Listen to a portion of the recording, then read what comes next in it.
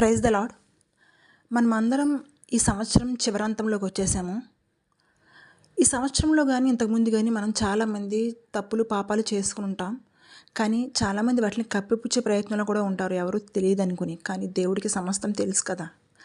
సామెతలు 28వ అధ్యాయము 13వ వచనంలో ఉంటుంది, అతిక్రమములను దాచిపెట్టువాడు వర్ధిల్లడు, వాటిని ఒప్పుకుని విడిచిపెట్టువాడు కనికరం పొందును. పాపాలు అందరూ చేస్తారు, తప్పులు అందరూ చేస్తారు, కానీ వాటిని విడిచిపెట్టాలి, వాటిని ఒప్పుకోవాలి.